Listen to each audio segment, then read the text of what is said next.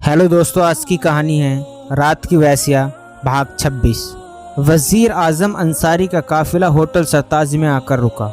Party के कार्यकर्ताओं ने वजीर साहब के प्रोग्राम को देखते हुए होटल सरताज में पहले ही कमरे बुक करा दिए थे ताकि वजीर साहब के मनोरंजन में खलल पैदा न हो। आजम अंसारी के काफिले की गाड़ी पार्किंग में आकर खड़ी हो गई। फरीदन को भी जफर के लिए एक मीट फैक्ट्री के लाइसेंस की आवश्यकता थी। उसने सोचा जब देवता घाट पर ही आ रहे हैं तो पूजने में क्या परेशानी है। वजीर अंसारी जब अपने होटल में ही आराम फरमाएंगे तो जफर के लिए मीट फैक्ट्री के लाइसेंस की बात तो हो ही जाएगी। यह भी संभव है अंसारी के आदेश से ही तुरंत काम हो जाए। घाट के देवता की पूजा तो कर ही देंगे, अपने होटल में रुक रहा है इसलिए मेरा प्रभाव भी पड़ेगा। ऊपर से मुँह मांगी रिश्वत भी दे देंगे। बस एक बार फैक्ट्री शुरू हो जाए फिर तो बल्ले ही बल्ले। ये सोचकर फरीदन अपने 5 सितारा होटल सरताज में वजीर आजम अंसारी के स्वागत के लिए पहुंच गई। आजम अंसारी जैसे ही गाड़ी से उतरे, फरीदन ने गर्मजोशी से अंसारी का स्वागत किया। जफर का भी परिचय अपने बिजनेस पार्टनर के रूप में कराया। फरीदन 5 सितारा होटल के मालिक थी, इसलिए अंसारी भी नतमस्तक हो गए। तीनों बात करते करते दूसरी मंजिल पर होटल के कमरा नंबर 218 तक लिफ्ट के सहारे पहुँच गई। कमरे में ही फरीदन ने अंसारी के लिए कॉकटेल पार्टी की व्यवस्था रखी थी। फरीदन ने 3 पैक तैयार किए। अंसारी व जफर के साथ तीसरा पैक फरीदन ने उठा लिया। धीरे धीरे पैक चूसने लगे और बिजनेस की बात होने लगी। फरीदन ने धीरे से मीट फैक्ट्री के लाइसेंस की फाइल अंसारी के सामने रख दी और बोली, आपकी सेवा करना है तो हमारा ही दीन है, हर तरह से सेवा होगी, बस आप आदेश करें। एक बार मीट फैक्ट्री शुरू हो जाए तो आपकी इनायत होगी, जैसा आप चाहेंगे वैसी आपकी सेवा हो जाएगी। शराब का सुरूर अपने सवाब पर पहुंच गया। अंसारी ने फरीदन के गालों की सरपटों को पकड़ते हुए कहा, क्यों चिंता करते हो, यह आजम तो तुम्हारा गुलाम है। जाओ, मैं आदेश देता हूँ, फैक्ट्री चालू करो। कौन रोकेगा तुम्हें, बाकी हम सब देख लेंगे। आजम ने पैक में चुस्की लगाते हुए कहा, आपके एक हस्ताक्षर की देर है, समझो फैक्ट्री चालू। हम तो तुम्हारे मेहमान ही हैं, तुम्हारे ही होटल में रुक रहे हैं। हस्ताक्षर क्या और कुछ भी कर देंगे, बस तुम हमारी सेवा करती रहो।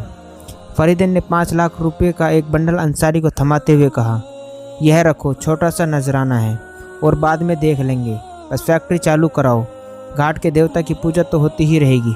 लो, एक आध पैक और लीजिए। जनाब का मूड अच्छा बन गया हो तो एक खूबसूरत हसीना बुलाऊं? अरे नहीं नहीं, यह लोंडिया वोंडिया के लिए तो हमारे तमाम गुंडे हैं। एक से बोल दिया है, लेकर आता ही होगा। तुम्हें तकल्लुफ़ करने की ज़रूरत नहीं है, तुम बस हमारे इलेक्शन के खर्चे का ध्यान रखो। इलेक्शन सर पर आ रहा है, इलेक्शन की आप चिंता छोड़िए, बस हमारे जफर की फैक्ट्री चालू कराइए। 1-2 साल के प्रॉफिट इलेक्शन में ही लगवा दूंगी। मोटरसाइकिल बाहर खड़ी करके रफ़ीक सीधा कमरा नंबर 23 में घुस गया।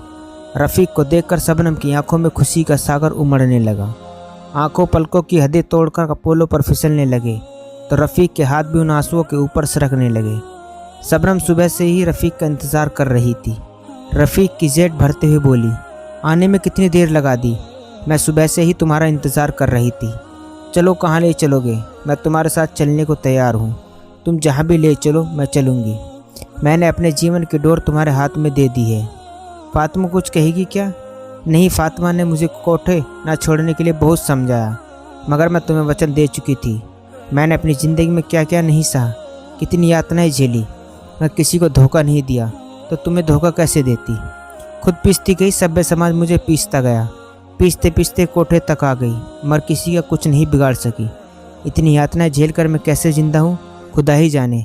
मगर जब अब मैं इन यातनाओं को नहीं झेल सकती, मर जाऊँगी या मार दूँगी, मगर अपने शरीर को तुम्हारे सिवा किसी को छूने नहीं दूँगी।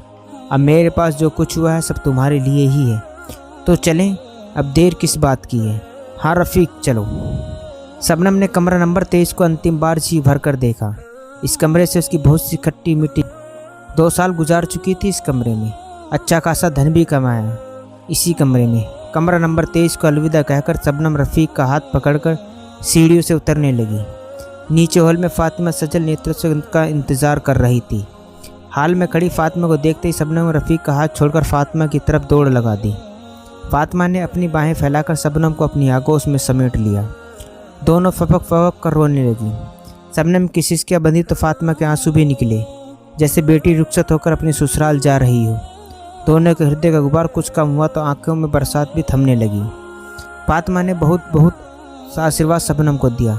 जहाँ भी रहो खुश रहो, कभी ठोकर लगे तो अपनी सौभागी माँ को याद कर लेना, कभी कभी घूम जाया करना, अल्लाह तेरा दामन खुशियों से भर दे। मेरी बच्ची, तू जा रही है तो मेरा दिल टूट रहा है। तुम्हें मैं क्यों जाने दे रही हूँ, पर मैं तुम्हें कैसे रोक सकती हूँ। मैं हूँ ही कौन तेरी।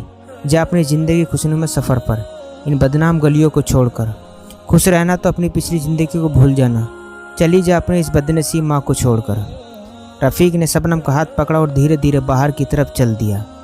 शबनम के साथ फातिमा का पूरा कुनबा भी दरवाजे तक आ गया। रफ़ीक ने अपनी बाइक स्टार्ट की तो शबनम फातिमा का हाथ छोड़कर रफ़ीक के पीछे बाइक पर जा बैठी। फातिमा के हाथ से शबनम का हाथ जैसे सरक गया जैसे फातिमा के जिस्म जान सरक गई हो। फातिमा कलेजा मुंह में आ गया। रफ़ीक की बाइक रेंगने लगी।